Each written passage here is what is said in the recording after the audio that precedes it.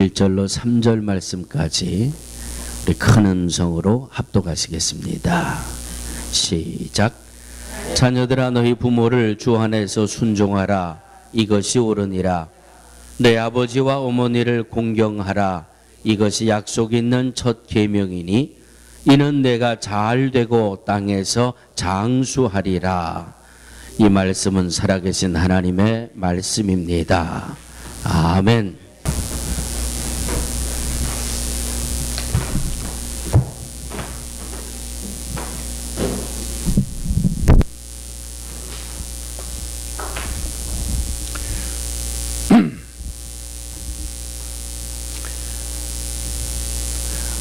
바로 50년 전인 1962년 2월 10일 여수 남국민학교 졸업식에서 일어난 일입니다. 이 당시에는 초등학교란 말이 없었습니다. 졸업식장에서 회색 스웨터에 까만 낡은 바지를 입은 중년 부인께서 올라오셔서 노력상을 받게 되었습니다. 그 부인이 단상에 올라가서 상장을 받자 장내에는 박수 소리가 요란하게 울려 퍼졌습니다. 졸업하는 그 부인의 딸은 울음을 터뜨렸습니다. 노력상을 받은 어머니와 딸은 세 채밖에 없는 아주 외딴 섬에서 주민 전체는 불과 20명밖에 없었다고 하는 그 섬에서 왔습니다. 이 섬에서 가장 가까운 여수에 지금은 예전엔 통영이라고 불렀고 지금은 여수라고 부릅니다. 아마 여수에서 지금 무슨 엑스포, 박람회가 벌어지고 있는 것 같습니다. 그 가까운 도시가 바로 여수인데 여수에 볼 일이 있으면 자기가 만든 배를 타고서 직접 갈 수밖에 없는 그런 상황이었답니다. 어머니는 딸이 8살이 되자 남편에게 딸을 육지에서 공부시켜야 하겠다고 어렵게 말을 꺼냅니다. 그런데 그의 남편은 뭐라고 대답하냐면 20년이나 되는 백길을 어떻게 다닐 수가 있겠느냐 하며 반대했습니다. 당시 그 섬에는 교육받은 사람이라고는 한 사람도 없었답니다. 어머니는 그 섬이 무지에서 벗어나야 된다는 믿음을 가지고 굽히지 않고 딸을 남편 몰래 육지의 국민학교에 보냅니다. 그로부터 6년 후에 어머니는 비가 오나 눈이 오나 매일 꼭두 새벽에 일어나서 20리 되는 험한 물결을 가로지르면서 손수 노를 지어서 아이를 학교다 데려다 주었고 그리고 섬으로 돌아와서 밭에 일을 하다가 저녁 때 되면 다시 배를 타고서 딸을 데려와야 했습니다. 한번 상상해 보십시오, 여러분. 처음 얼마 동안은 딸도 울고 어머니도 울었습니다. 딸은 어머니가 자신을 육지에 홀로 버려두고 떠나는 것이 두려워서 울었고 어머니는 딸을 데리러 가는 길이 늦어서 딸이 애처로워 죽을 힘을 다해서 노를 저으면서 울었던 것입니다. 시계도 없는 섬에서 매일 시간을 맞춰 딸을 학교에 보내고 데려오는 일에 한 번도 어긋남이 없었다고 합니다. 이렇게 6년을 하루같이 오간 백길이 무려 33,000리. 이 사실이 알려지자 졸업생과 부모 그리고 선생님들이 감격스러운 울음으로 졸업장은 울음바다가 됐습니다. 어머니의 유래를 우리 대부분 들어서 알고 계실 줄로 압니다. 혹시 모르는 분 있으실까 봐 함께 나누기를 원합니다. 어느 미국 작은 마을에 자비스라는 부인과 딸 안나가 살았습니다. 부인은 어린이들을 아주 사랑했습니다. 그래서 그 동네의 어린이들을 잘 돌봐주고 늘 관심을 가졌습니다. 그녀가 병에 들어서 죽었을 때 마을 사람들은 몹시 슬퍼하고 딸 말 안나는 어머니의 사랑을 기리기 위해서 그 어머니를 위한 추도 모임에서 하얀 카네이션을 한 바구니 준비해서 영전에 바쳤다고 합니다. 이것이 기원이 돼서 미국 정부는 2014년부터 5월 둘째 주일날 어머니 날로 정해서 어머니의 사랑을 기리게 됐다는 이야기죠. 한국에서는 그래서 요즘에 어머니가 생존한 경우에는 붉은 카네이션, 그리고 돌아가신 경우에는 가족들이 흰 카네이션을 가슴에 달아 돌아가신 어머니를 추모하는 관습을 갖게 됐습니다. 이를 본받아 한국에서도 1925년부터 어머니 날을 5월 8일로 정했죠. 그러다가 아버지들이 데모를 일으킨 모양입니다. 그래서 아버지께도 감사하자. 1973년부터는 함께 어버이날로 기리게 됐다고 이야기합니다. 오늘 여러분들 조금 아까 동영상을 보시면서 레드문드라는 영국 청년이, 흑인 청년이 힘줄이 끊어져서 중도에 어려운 일을 당하게 된 것을 보고 그 아버지의 사랑을 알게 됐습니다. 또 오늘 섬마을에 있는 그 어머니가 딸을 학교에 졸업시키려고 6년을 하루같이 지낸 사실을 보고 여러분들 무엇을 느끼셨습니까? 예수 그리스도의 사랑이 바로 이와 같습니다. 아버지 하나님과 예수 그리스도가 자녀된 우리를 향하신 사랑이 바로 그런 사랑입니다. 아무것도 바라지 않으시고 우리를 좋은 길로 인도하시는 이 무조건적인 사랑, 끝까지 우리를 위하여 자기 생명을 아낌없이 내어주신 주님의 은혜, 이러한 사랑이 바로 그리스도의 사랑이고 하나님 아버지의 사랑입니다. 우리가 사랑함은 그가 먼저 우리를 사랑하셨음이니 하고 요한일서 4장에서 말씀하십니다. 오늘 성경 말씀 에베소서 6장 1절에서 3절에 약속 있는 첫 계명이라고 단서가 붙어 있습니다. 약속 있는 첫 계명. 여러분들은 그 약속 있다는 말에 관심을 기울여 주시길 바랍니다.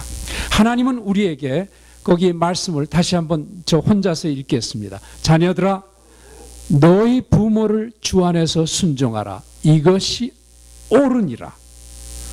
내 아버지와 어머니를 공경하라. 이것이 약속 있는 첫 계명이니 이는 내가 잘되고 땅에서 장수하리라 하고 하셨습니다. 효도하는 사람, 곧 부모에게 순종하는 사람을 하나님은 축복하신다고 보증하신다는 얘기입니다.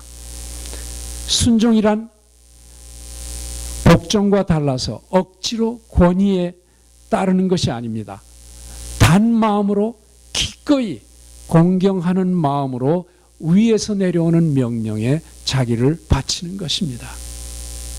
우리 같이 한번 얘기해 볼까요? 단 마음으로 기꺼이.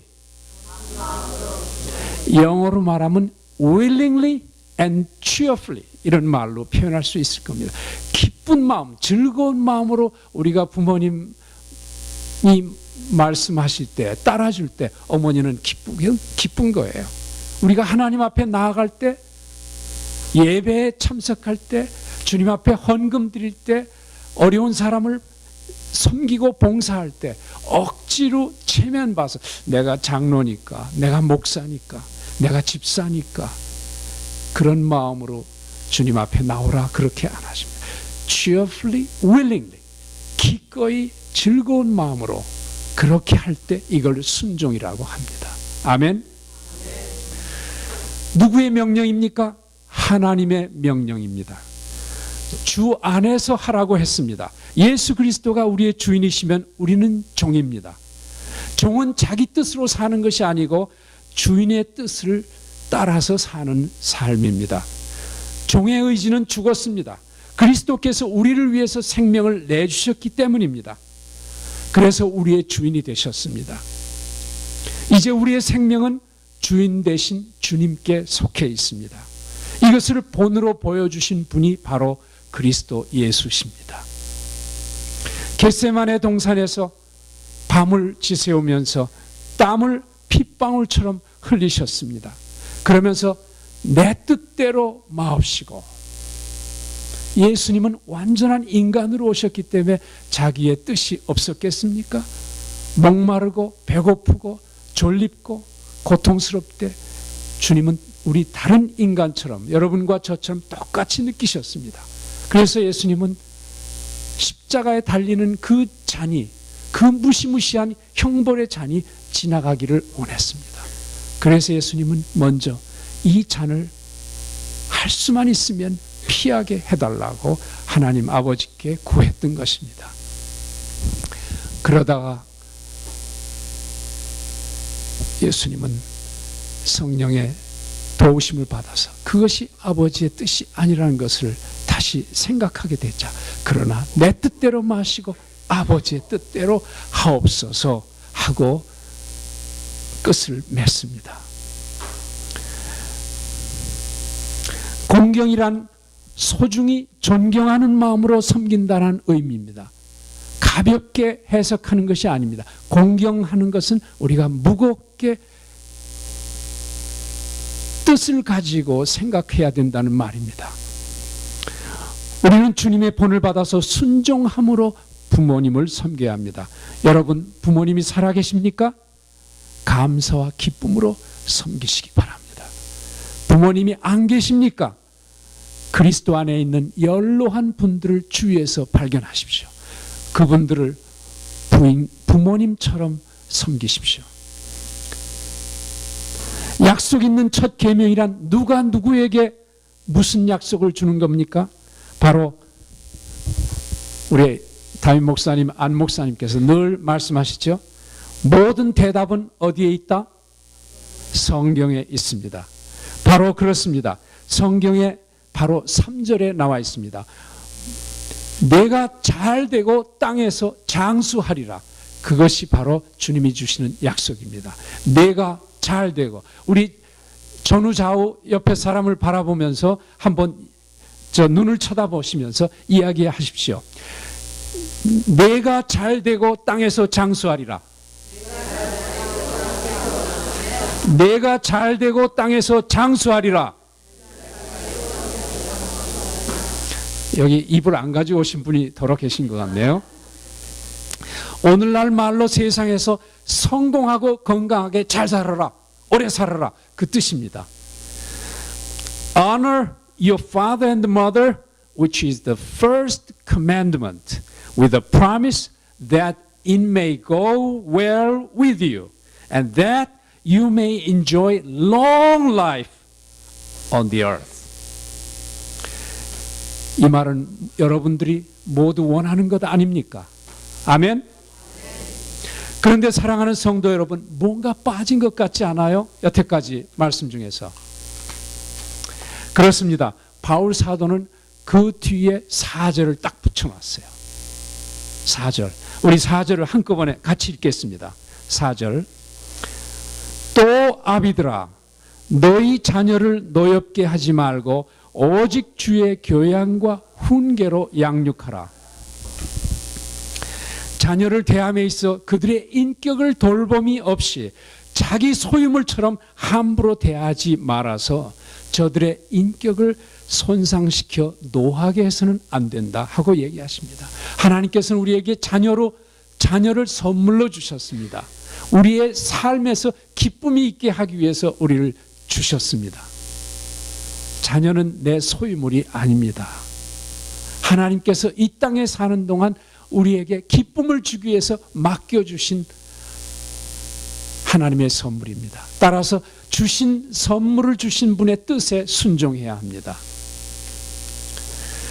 자녀들은 힘이 센 부모 앞에서 연약할 수밖에 없습니다. 그래서 부모가 엄하게 꾸짖고 때리고 저들을 함부로 대하면 마음에 상처를 받습니다. 왜냐하면 연약하고 대항할 힘이 없기 때문에. 이걸 명심하시기 바랍니다. 그래서 그런 부모가 계속해서 어린 자녀의 인격을 상하게 하면서 험하게 다뤘을 때 자녀는 마음의 상처가 모르는 사이에 쌓이게 됩니다. 그 영어로 거기에 Do not exasperate your children. 여기에 exasperate라는 것은 분노가 아주 격한 것을 말합니다. 보통 가벼운 분노가 화내는 것이 아니라 쌓였다가 터지는 아주 격분격노라는 말과 같습니다. 3절의 약속의 말씀이 온전히 이루어지려면 4절이 보태져야만 온전해지는 것입니다. 인격을 가진 자녀를 무조건 순종을 강요해서는 안 됩니다. 오직 주님께서 가르쳐 주신 대로 훈련과 교훈으로, 하나님의 말씀의 훈련과 교훈으로 다스리라고 하십니다. 이것은 특히 인격이 형성될 어린 나이에 주어져야 한다고 잠언서에서는 말씀하십니다. 우리 말에 있죠. 세산을 버릇 80살까지 간다. 버릇을 키우려면 3살 그 전에 그 부분까지 형성해줘야만 그 버릇이 80살까지 간다. 그 뜻입니다. 3살 이후부터는 다루기가 쉽지 않다. 그런 얘기입니다. 잠언서 13장 24절에 한 절만 함께 나누겠습니다. 초다를 참아 못하는 자는 그 자식을 미워함이라. 자식을 사랑하는 자는 근실하게 경계할지니라. 자식을 사랑하는 사람은 자녀를 어렸을 때, 애가 지각이 형성될 때, 그때 인격이 형성되기 전부터 다스려야 한다고 얘기합니다. 그것이 진정으로 자녀를 사랑하는 부모의 자세라고 합니다. 그러할 때 저들이 그리스도 안에서 바른 인격이 세워져서 부모를 공경하며 하나님의 말씀을 쫓아 살아가서 땅에서 잘되고 형통함으로 부모의 기쁨이 되고 하나님께는 영광이 된다고 하십니다. 그렇습니다. 잘 훈육되어 양육된 자녀가 그릇된 길로 나아갈 수는 없습니다. 그렇게 된 자녀는 어버이를 분명코 기쁘게 할 것입니다. 너 낳은 자녀에게 청종하고 내 늙은 어미를 경히 여기지 말지니라. 진리를 사고서 팔지 말며 지혜와 훈계와 명철도 그리할지니라. 의인의 아비는 크게 즐거울 것이요 지혜로운 자식을 낳은 자는 그를 인하여 즐거울 것이라. 내 부모를 즐겁게 하며 너 낳은 어미를 기쁘게 하라. 함께 기도하겠습니다. 부모의 놀라운 헌신적인 사랑을 통해 하나님 아버지의 무한한 사랑을 깨닫게 해주시고 땅에서 하나님을 경외하듯이 부모님 순종하는 우리 모두 되게 하옵시고 부모된 자들은 또한 주의 훈계와 교훈으로 저들을 잘 양육함으로써 주께서 받은 책임을 잘 감당하게 하옵소서. 예수님의 이름으로 간절히 기도하옵나이다. 아멘. 이어서 지난 3주 동안 제가 한국을 다녀온 선교 여행을 잠깐 보고 드립니다. 이것은 제가 선교를 했다기보다는 많은 공부를 하고 왔다는 학습 여행이라고 보는 것이 오히려 좋을지 모르겠습니다. 첫째는 교단 총회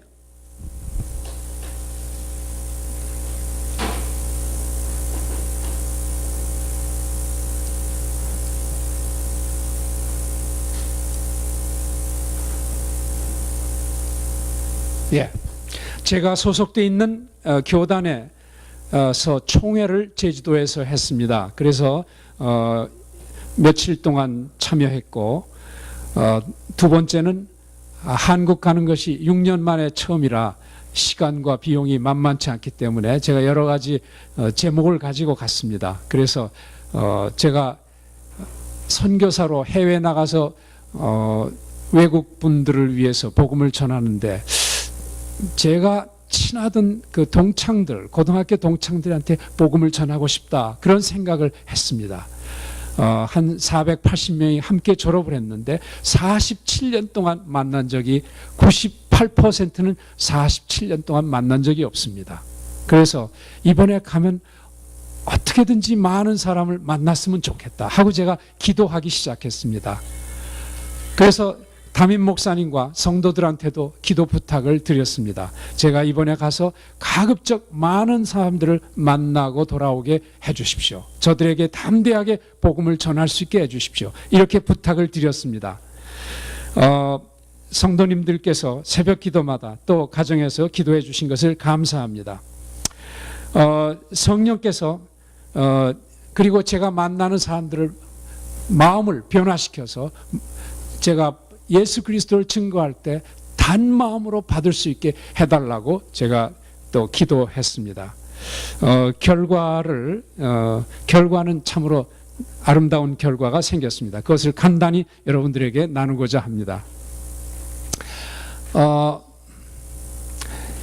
저희 교단 총회는 간단히 끝났습니다. 하루 반나절에 교단의 여러 가지 예산 결산, 임원 개선 등등 여러 가지 일을 금방 끝나고 그 다음에는 교단에 소속된 지역교회 담임 목사님들과 그리고 선교사들이 전도와 선교에 대한 보고를 했습니다. 이것이 가장 신나는 일이었습니다. 왜냐하면 죽은 영혼들을 주께로 데려오는 일이기 때문에, 이건 생명의 일이기 때문에 정말로 엑사이팅하고 챌린징한 그런 일이었습니다. 거기서 만난 우리 저 친구 목사들, 이분은 초등학교 6학년 때 제 짝이었습니다. 제 짝이었는데 이분이 저보다 같은 교단의 목사로서 한참 선배가 되고 건축가예요. 여러분들 월트레이드 센터 지은 그런 건축가가 있었는데 그 회사에서 일하던 친구인데 길을 가다가 성령께서 은혜를 주셨어요. 그래가지고 길을 가다가 큰 정말 성령의 불을 받고 목사 훈련을 거쳐서 목사가 된 사람이에요.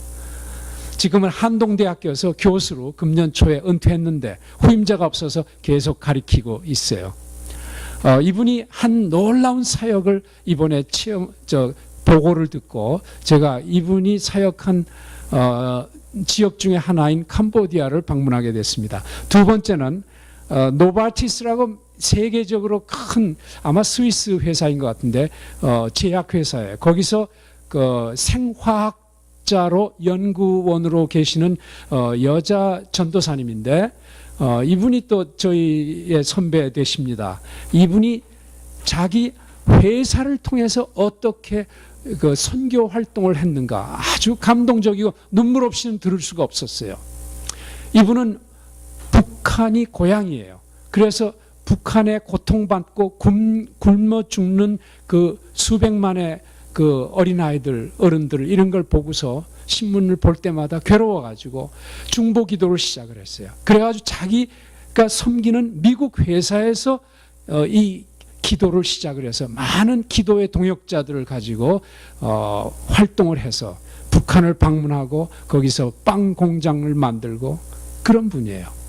이분은 원래 회사의 케미스트, 화학자인데 그런 일을 해요. 평신도로서. 참으로 놀라운 간증을 들었습니다. 이분은 몽고 땅에, 광활한 몽고 땅에서 인구도 희박한 그 몽고 땅 여기저기를 다니면서 복음을 전하는 또 훌륭한 선교사입니다. 그렇게 해서 그게 끝나고 서울에 와가지고 서울에 와서 저희 동기생들한테 이제 연락을 했더니 동기생들이 마침 며칠 후에 목포 앞에 증도라는 섬이 있답니다. 염전으로 유명한 증도라는 섬이 있는데 거기를 1박 2일로 버스를 타고 간다는 거 아닙니까? 그래가지고 거기에 편승을 했는데 무려 50쌍이 모였어요. 그러니까 차 2대로 관광버스 2대로 가득 채워가지고 50쌍이 거기를 갔어요. 회장단한테 내가 얘기할 수 있는 기회를 좀 달라 했더니 가기 전에 제 대학교 친구는 저보고 너 한국 가면 절대로 교회 얘기하지 말고 전도하지 말라. 하면 넌 수치를 당할 것이다. 하고 예언 같은 말을 저한테 해요. 그래야 제가 굉장히 두려웠는데 제 주인이 누굽니까? 아멘. 그렇죠. 예, 사람이 제 주인이 될 수가 없죠. 그래서 제가 우리 또 교회 중보기도 식구들의 도움을 받아서 저도 기도했습니다. 그랬더니 이 회장이 누구였냐면 제 초등학교 동기생이에요. 또 동창생이에요. 그 회장하고 총무가 미리 안배를 해놨어요. 너 갈 때 버스 1번 버스를 타고 가라. 올 때는 2번 버스를 타고 가라. 갈 때 1번 버스를 타고 올 때 타고 가면 이제 가서 떠나서 얼마 되게 할 때 안 와서 조용해지면 그때부터가 네 시간이다. 마음대로 써라. 올 때는 바꿔 타라. 바꿔서 다른 차에서 또 해라. 그래가지고 제가 복음을 전할 수가 있었습니다.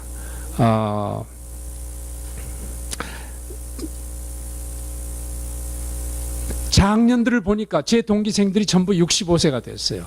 65세인데 그 중에 적지 않은 숫자가 이미 예수 그리스도를 믿고 있었어요.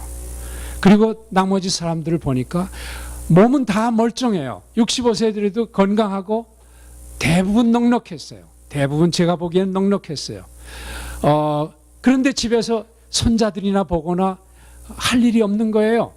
예수를 믿는 사람도 믿음은 어느 정도 있는데 뭘 해야 될지 모르고 오늘은 저쪽에 가서 골프 치고 내일은 산에 산행을 하고 모레는 당구장을 가고 이렇게 동창들하고 시간 보내는 게 대부분이었어요.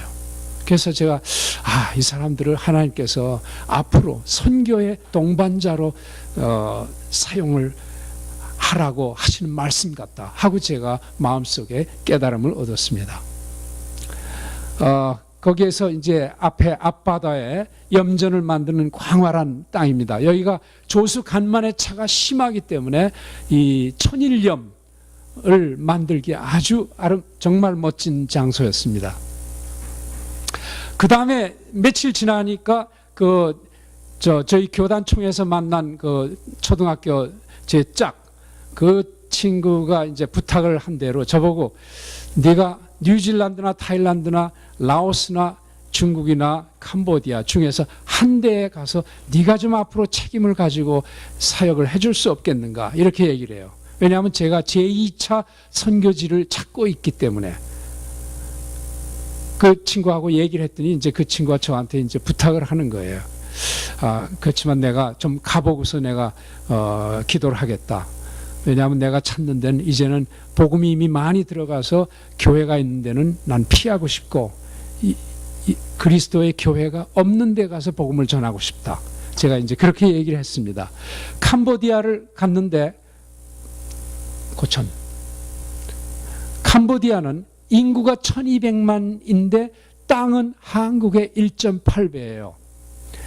불교가 83%, 이슬람이 몇 퍼센트, 힌두교가 몇 퍼센트, 기독교는 1.2%밖에 안 돼요. 이거는 그 세계 복음 선교 단체로 볼 때는 미전도 종족이나 다름없는 곳입니다. 여기에는 1975년에서 79년에 폴포트라는 사람이 별명이 폴포트라는 사람이 자기 동족들을 대학살을 했어요. 여러분들 기억나시죠? 이게 어떤 때 또 이런 일이 있었습니까? 중국에서 1966년에서 76년까지 문화혁명 아시죠? 문화혁명 때 1000만 명 이상이 아마 학살당했을 거예요. 제가 알기로 1000만 명인가 엄청나게 학살당했어요. 뭐 때문에? 재산 가졌다고, 유식하다고, 글깨나 읽는다고. 마찬가지로 이 폴포트라는 사람은 불란서에 가서 공부하고 공산당을 접하게 됐어요. 접하고 나니까 공산당 사상이 들어가기 때문에 돈 있는 사람, 땅 있는 사람은 전부 때려 죽여야 된다. 이렇게 생각하는 계급적인 사람이 돼버렸어요. 공부한 지식층, 돈 있는 사람, 권세 있는 사람은 다 죽여야 된다. 그래서 헐벗은 민중들이 일어나야 된다. 어디 낯익은 얘기죠? 낯익은 얘기죠, 여러분들. 예. 우리의 조상들, 우리의 할머니, 할아버지들이 바로 이것 때문에 북한에서 침범해 오지 않았습니까? 예. 오늘날 세대는 불행히도 이 고통을 알지 못하고 있습니다. 그 다음. 이건 박물관에 있는 이 캄보디아에 대한 아주 짤막한 심볼입니다. 해골 바가지가 이 나라의 주변을, 윤곽을 나타내는데 거기에 해골이 가득 찬 거예요. 무려 200만 명이 5년 동안에 학살당했어요. 가진 사람은 다 책을 다 불살라 버렸어요. 얼마나 안타까운 일이었습니까? 거기에 이 선교회에서는 바이블 벨트라는 것을 이 태평양 연안 국가, 캄보디아, 뉴질랜드, 호주 이렇게 다 연안 국가를 통해서 바이블 벨트라는 개념을 가지고 지금 일하고 있습니다. 그래서 캄보디아의 그 앙코르와트라는 도시, 앙코르와트 유적지가 있는 시엠 리업이라는 도시를 방문했어요. 2박 3일 동안 했더니 보니까 이 장소가 있더라고요. 여기 보면 유치원서부터 초등학교 그리고 대학교까지 운영을 하고 있었어요. 대학교라니까 여러분들이 입 벌리실지 모르겠는데 레인보우 유치원의 애들은 참으로 싹입니다. 그 나라의 소망이 됩니다. 어른들은 이미 상처 입을 대로 입어가지고 소망이 새로워지기는 쉽지 않습니다. 소망도 금방 없어지기가 쉽기 때문에. 그러나 어린아이들, 아직 죄를 모르고 아직 고통을 모르던 그 어린아이들에게 그리스도의 말씀의 씨앗을 뿌릴 때 그 말씀의 씨앗은 자라서, 겨자씨가 자라서 새가 깃들어지는 큰 나무로 바뀌어지듯이 그렇게 변할 수가 있습니다. 그러면은 커지면은 국가와 민족들을 변화시킬 수 있기 때문입니다. 한동대 출신이, 이 한동대 교수가 한동대 출신을 30명을 동원을 해가지고 이 여러 나라에 파송을 했어요. 그래서 그 가는 곳마다 거기서 복음을 전하는 그 선교의 일꾼들로 지금 바뀌어져 있어요. 가장 브라이트한 형제들이 세상에 나가서 비즈니스 하거나 그러지 않고 복음을 전하는 일꾼으로 바뀌어져 있어요. 이분들은 어떠한 소망을 갖고 있냐면 100개의 마을들을 예수의 마을들로 바꿔서 캄보디아가 완전히 예수 그리스도로 바꿔져서 모든 상처를 치유하고 세계에 영향력을 줄 수 있는 복된 나라가 되게 하자, 선교하는 국가로 바꿔주자 하는 비전을 갖고 있죠. 예. 이 어린이들을 보는 게 얼마나 즐거운지 모르겠어요. 여기 한동대 출신의 교사가 이 어린이들을 데리고 공부를 가르치고 있습니다. 겨자씨 초등학교. 예. 이것이 NIBI 국제대학이라고 합니다. 이름은 국제대학이에요. 얼마나 거창해요. 들어가 보니까 학생이 5명. 학생이 5명. 영어를 배우고 그 다음에 디자인을 배우고 그래요. 거긴 교사가 있는 만큼만 가르쳐요. 그러니까 무리하게 뭐 명성을 내려고 하지도 않고 이 한동대 출신의 학생들이 자기가 배운 거, 자신 있는 과목을 가르치는 거예요. 한동대는 영어로 공부를 가르치니까 학생들이 졸업하면 전부 영어에 미국에 있는 우리들의 못지않게 영어를 잘합니다. 그래서 영어로 그 캄보디아에 있는 젊은이들을 가르치고 그 젊은이들은 100% 장학금을 가져요. 돈 안 내요. 거기서 먹고 자고 100%예요. 그럼 어떻게 운영하냐? 거기서 초등학교나 유치원을 누가 가르치냐면 바로 학생들이 가르쳐요. 거기서 공부하는 학생들이 그 work scholarship을 받는 거예요. 예. 그러고서 이제 애들이 1학년 제대로 공부하면 그 다음에 거기에 있는 선교사들이 더 가르치기 어려울 정도 되면 한동대학으로 보내요. 그럼 한동대학에서 계속해서 또 장학금을 주고 가르쳐요. 얼마나 아름다운 일입니까? 세상에서는 돈을 계산해 가지고 돈 없으면 못 들어가고 능력 없으면 못 하고 뭐 소정의 과정을 못 채우면 못 하고 점수가 몇 점이면 못 가고 하는데 여기서는 어떻게든지 일꾼을 만드는 게 목적이에요. 일꾼을 만드는 게. 아멘. 한 사람의 영혼을 소중하게 생각합니다. 이게 대학교 사무실이에요. 여러분 저 집에 리빙룸 비슷하죠. 예, 여기서 학생들이 사무도 보고 그럽니다. 그러고서 여기 기숙사가 같이 붙어서 여기서 먹고 자고 해요. 그렇게 함으로써 일하고 가르치고 배우고 기숙하고 하는 모든 일을 이 공동체 안에서 하고 있습니다. 이분들은 어떻게 재정을 채우냐고요? 중보 기도로서 채워요. 누가 정해져 있는 사람이 돈 많은 비즈니스맨이 돈을 주는 게 아니에요. 이분들은 전부가 사렙다 과부의 밀가루통 같은 데에 뜻있는 성도들이 헌금을 한 돈이 누가 왔는지도 몰라요. 이분들은. 예, 그렇게 헌금을 한 돈을 가지고 이분들이 살고 있어요. 아주 성경적입니다. 예, 여기 선교사들 그 가족들하고 같이 사진을 찍었습니다. 이 땅이 조그맣기 때문에 아마 내년쯤 되면은 학교가 더 교사가 필요할 것 같은데 그 걱정이 생겨서 얘기했더니 정말 학교를 다시 지어야 된다고 하면서 옆에 있는 땅을 비워줘요. 예, 하나님이 허락하시면은 자기들이 짓겠다고.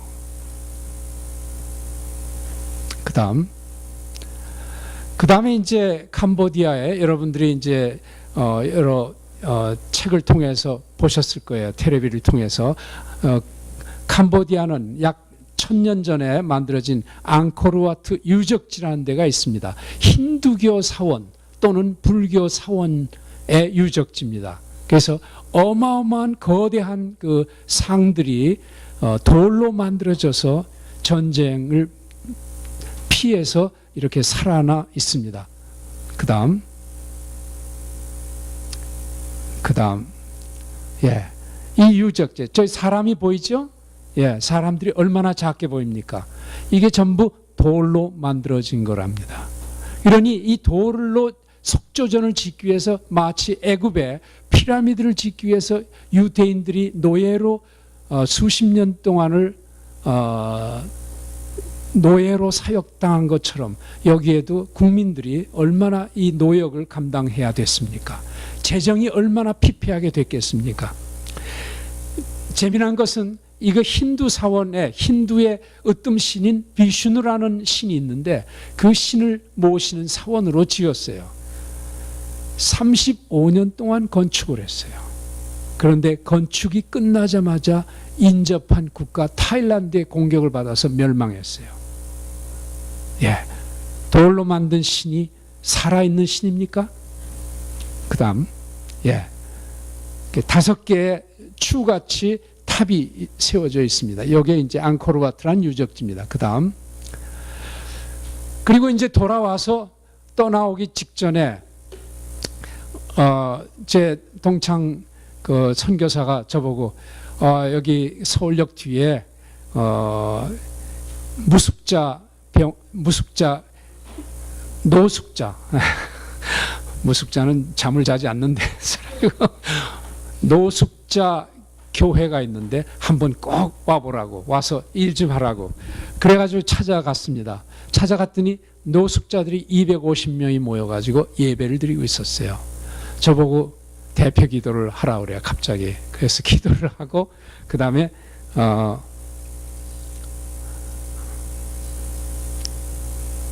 예, 요거는 지하철입니다. 한국의 지하철은 정말 감동 그 자체예요. 100년이 넘게 역사가 된 뉴욕의 지하철을 보다가 이 한국의 아주 쌩쌩한 지하철을 보니까 너무 감동받았어요. 깨끗하죠. 예. 더욱 놀라운 건 지하철 정거장마다 화장이 있더라고요. 여러분들 화장실 없어서 얼마나 쩔쩔매는 때가 있습니까? 화장실이 있는데 화장지까지 있어요.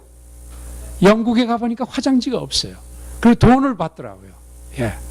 근데 여긴 돈 내는 사람도 없고 화장실을 깨끗하게 관리하는 사람까지 다 지정이 되어 있어요.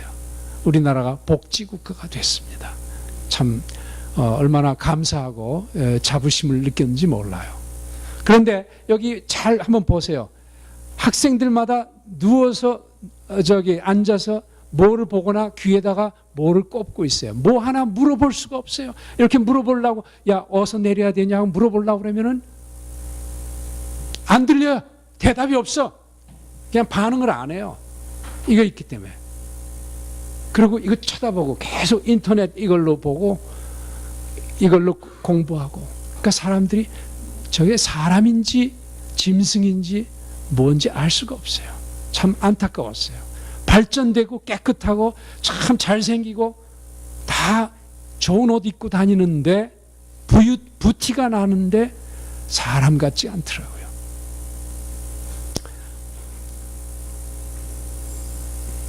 예, 예배가 끝나고 그 다음에 이제 그 노숙자들에게 저녁을 주는 겁니다. 그래서 저보고 밥 푸라고 그래서 밥을 즐겁게 펐습니다. 예. 그러고서 이제 떠나기 직전에 참 놀라운 빌딩을 봤습니다. 이 빌딩이 무엇이겠습니까? 한국엔 지금 110층 이상 되는 빌딩이 몇 개가 올라가고 있어요. 하나는 법적으로 허가받느라고 준비 중에 있고 하나는 지금 올라가고 있고 그런데 그 중에 2개 110층짜리가 저걸 설계한 친구가 바로 제 동창이에요. 예, 중고등학교, 대학교 동창. 얼마나 감격했는지 가서 들어가서 좀 사진 좀 찍으려고 그랬더니 거기 시큐리티 가드가 절로 가라고 사진도 찍지 못하게 해요. 그래서 제가 몰래 그냥 찍었어요. 예, 들어가지 못해서 이거는 신세계 백화점을 제가 들어가 봤어요. 왜? 한국에 지금 현재 어느 정도 발전됐는가를 제가 짧은 시간 내에 볼 수 있으면 백화점에 가보는 게 제일 좋을 것 같아서 들어가 봤더니 이런 얼마나 의리의리한지 뉴욕에서 볼 수 없었어요. 예. 물건도 뉴욕보다 더 좋은 것 같고 그래서 처음에 어떤 느낌을 했냐면 후진국 미국에서 선진국 한국을 방문할 촌놈이로 왔구나 그런 느낌을 솔직하게 가졌습니다. 적어도 외적으로. 예. 그 다음에 어떤 빌딩을 지나가는데 그 빌딩 앞마다 담배 피는 사람이 장사지 쫙 서가지고 담배를 피우고 있어요. 그러니까 냄새를 왜냐하면 제가 옛날에 담배를 한 15년 이상을 피웠거든요.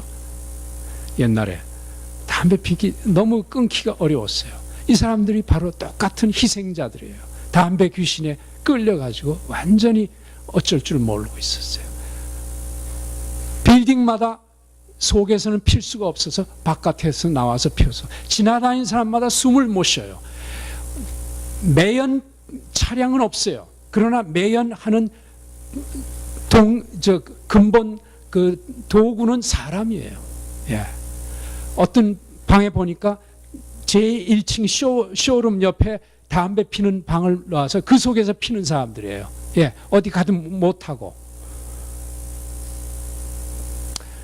여행을 마치면서 제가 정리를 해봤습니다. 물질적 풍요의 팽배 속에 빠져 있는 우리 한국. 그 속에 우리는 무엇을 해야 할 건가? 물 위에다가 식물을 던져야 되겠다. 정말 살리는 투자를 해야 되겠다. 영혼들을 살리는 투자를 해야 되겠다. 전반적으로 영적인 해이 속에서 남은 자들은 일부 사람들은 깨어서 기도하며 아주 열정적으로 헌신하는 모습을 봤습니다.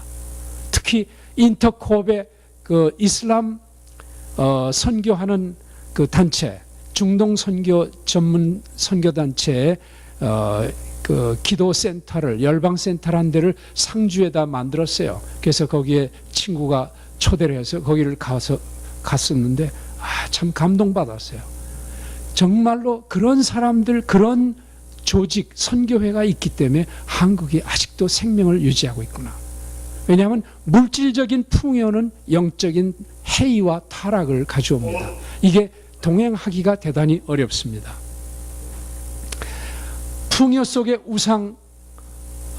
풍요의 우상 속에 있는 위기는 바로 앙코르와트의 멸망과 동일합니다. 그것은 오늘날 바로 우리가 살고 있는 뉴욕을 상징합니다. 뉴욕이 얼마나 풍요합니까? 그러나 뉴욕은 자기가 마지막 때에 와 있는 것을 모릅니다. 우리가 성경 전체를 보면은 성경 속에서 어느 국가가 멸망하거나 어떤 문화가 완전히 와해된 것은 어렵고 가난했을 때 멸망한 적은 거의 없습니다. 풍요했을 때 멸망했어요. 왜? 풍요해서 정신적으로 타락하고 기도 안 하고 회의하고 지도자와 장로들과 영적 지도자, 목사 이런 분들이, 선지자들이 다 타락해서 기도를 안 하고 자기의 권세 속에서 물질적 부요만 누렸기 때문에 그때 하나님이 참다 못해서 멸망을 가져온 겁니다. 바로 미국이 지금 동성애 문제가 미국의 목을 조이고 있습니다. 여러분들 아시죠? 정말 미국은 정말로 무서운 위기 속에 있다고 볼 수 있습니다. 자, 이거를 보시고서 마지막으로 말씀을 마치겠습니다. 미전도 종족 수가 역사적으로 얼만큼 감소하고 있는가를 보세요. 미전도 종족은 전체적으로 주민의 2% 미만, 예수 그리스도를 구주로 고백하는 신앙인들이 2%가 안 돼서 자생적으로 교회가 서서 복음을 전파할 수 있는 능력이 없는 지역을 갖다가 우리는 미전도 지역이라고 그래요. 미전도 종족이라고 그래요. 그런 종족을 계산하기 시작한 게 1989년에 랄프 윈터라는 신학자, 선교 신학자 덕분에 시작이 됐어요. 이분이 참 놀라운 획기적인 사역을 하시고 2년 전에 돌아가셨어요. 그분이 계시는 US Center for World Mission이라는 데서 계산을 한 바에 의하면 1989년에 전체 세계에 있는 종족 수가 24,000 종족이에요. 언어 종족이. 왜 종족이 중요하냐 하면은 마태복음 28장 19절 20절에 뭐라고 되어 있어요? 너희는 모든 민족에게 가서 삼위일체 하나님의 이름으로 아버지와 아들과 성령의 이름으로 복음을 전하고 세례를 주고 내가 너희에게 분부한 대로 가르쳐 지키게 하라. 이렇게 얘기했죠. 종족으로 가서 복음을 전하라고 했기 때문에 우린 종족의 숫자를 카운트해 봐야 돼요. 그 종족이 다 예수를 믿기 전까지는 예수님께서 오실 수가 없어요. 그게 마태복음 24장 14절에 나와 있죠. 그래서 보니까 전체 종족 수는 24,000 종족인데 89년에는 그 중에서 13,000 종족이 복음을 이미 전파받았어요. 그 다음에 11,000 종족이 복음을 모르고 있었어요. 그런데 2001년에는 8,000 종족으로 바꿔졌어요. 그 다음에 2004년에는 6,000 종족, 2006년에는 3,500, 2008년에는 3,300, 2010년에는 1,500. 요거는 이걸 계산하는 선교회마다 약간 통계에 다른 점이 있음을 제가 인정합니다. 중요한 거는 흐름이에요. 지금 1,500개의 종족이 남아있는데 여러분들이 앞으로 사시는 동안 여러분이 복음을 전해서 여러분들이 이 선교를 위해서 하나님 앞에 어떤 일을 하실 수가 있겠습니까?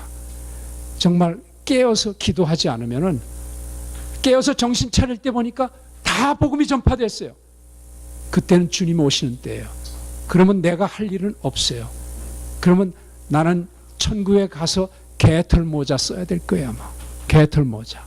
여러분들 시간이 있을 때 하나님 나라를 위해서 자기의 마음과 뜻과 물질과 하나님이 주신 재능을 헌신하시기 바랍니다.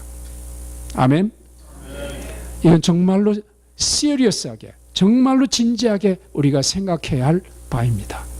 오늘 어머니 날, 우리가 아버지 하나님의 사랑이 크신 것처럼 우리가 부모를 섬기고, 부모가 가장 즐거워하는 것이 무엇이겠습니까? 우리가 이 땅에서만 잘 되는 것이 아니라 영원히 잘 되는 것. 영원히 잘 되는 건 무엇입니까? 이 땅에 살아있는 동안 하나님의 일을 잘 감당하고 주의 뜻에 순종해서 사는 것입니다. 말씀 마칩니다. 감사합니다.